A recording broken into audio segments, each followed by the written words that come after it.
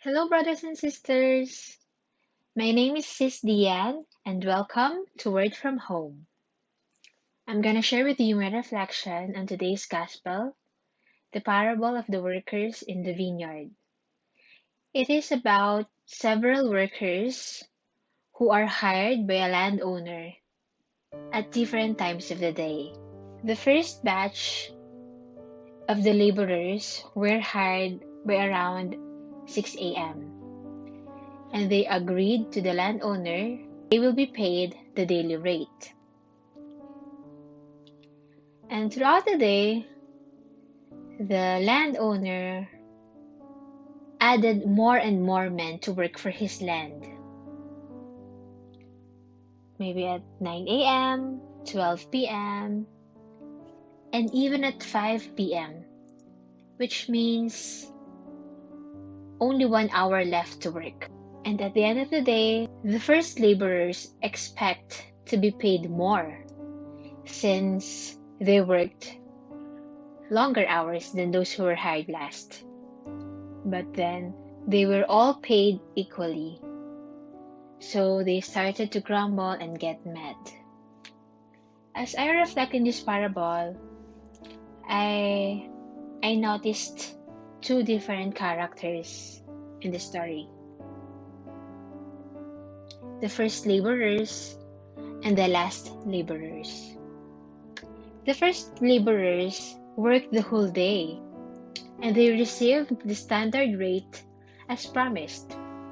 In short, they received what they deserved. So what's wrong with that? There's nothing to complain with that, right? However, they never expect that those who were hired last will get the same rate as what they got. So, brothers and sisters, the lesson here is to count your blessings and stop comparing. When I was young, I used to compare too.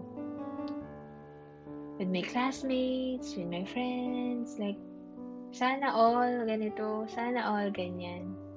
But when I started to embrace all the blessings that I have, there is no more room for sana all. Because when we became envious of the things or qualities that others have, we forget our own treasures.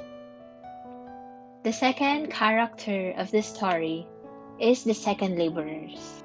These laborers have been waiting the whole day for someone to hire them. And who would have thought that they will get hired on the last hour of that working day? And there's more. They even get the same rate as those who have worked the whole day.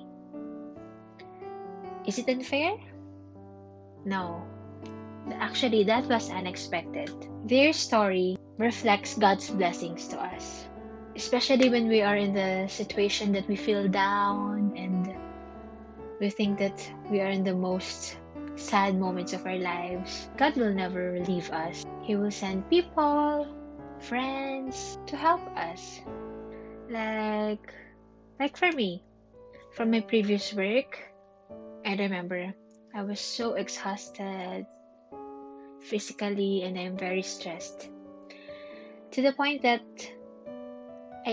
I feel burdened whenever I go to work.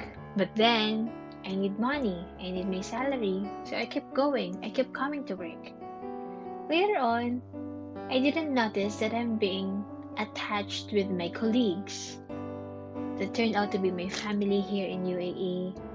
Sometimes we feel we have been forgotten, we are unloved, we are alone, but we have to keep going and keep trusting in the Lord. These second laborers, whom they thought they will be zero on that day, still they got work.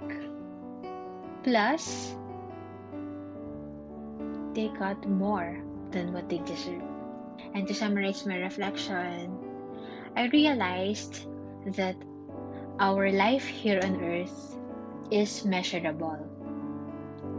You go to school, you study hard, you get merit, you get a reward. When you grow up, you go to work, you work hard, you will get good salary.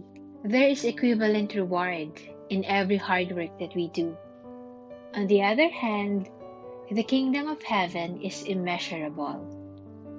God's grace is not based on our good works, but in His abundant mercy and justice. And to end this, I want to leave you this line from the song Who Am I by Casting Crowns. Not because of what I've done, but because of who you are.